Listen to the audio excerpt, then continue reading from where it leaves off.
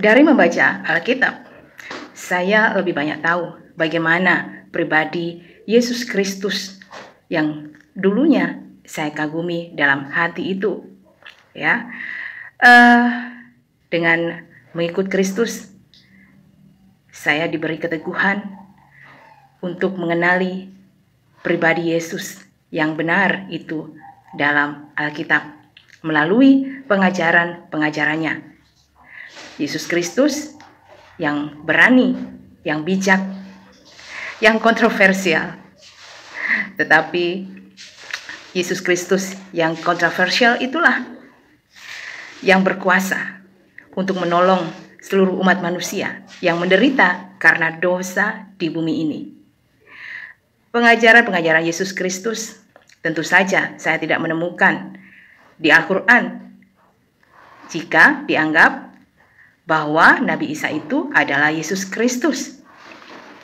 Saya tidak menemukan pribadi Isa Al-Masih yang mendalam di dalam Al-Quran, karena di Al-Quran tidak mencatat atau tidak menyebutkan tentang kebenaran Yesus Kristus yang dianggap oleh umat Islam itu, yaitu Nabi Isa.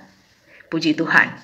Lalu pengajaran apa saja yang diajarkan oleh Yesus Kristus yang dicatat di dalam Injil Lukas akan saya bagi untuk Anda.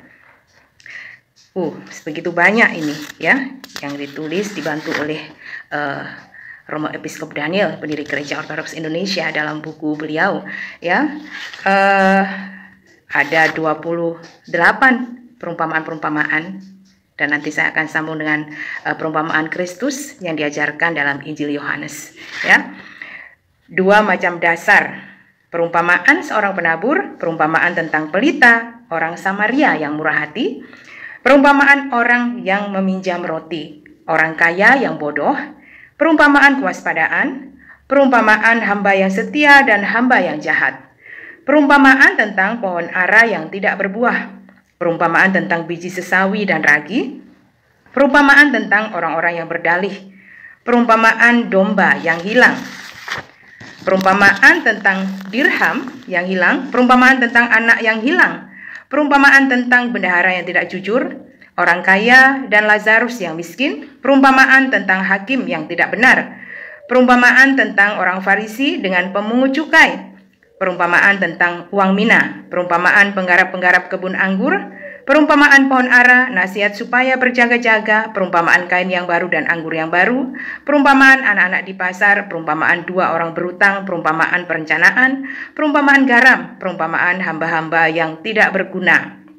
Nah, ini yang dicatat dalam Injil Yohanes ya. Memang tidak banyak ya, hanya 2 perumpamaan, yaitu perumpamaan gembala yang baik, perumpamaan pokok anggur yang benar.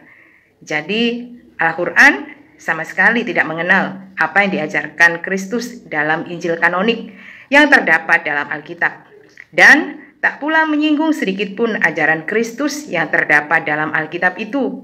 Nabi Isa dalam Al-Quran terbukti bukan sosok yang sama dengan Yesus Kristus dalam Alkitab.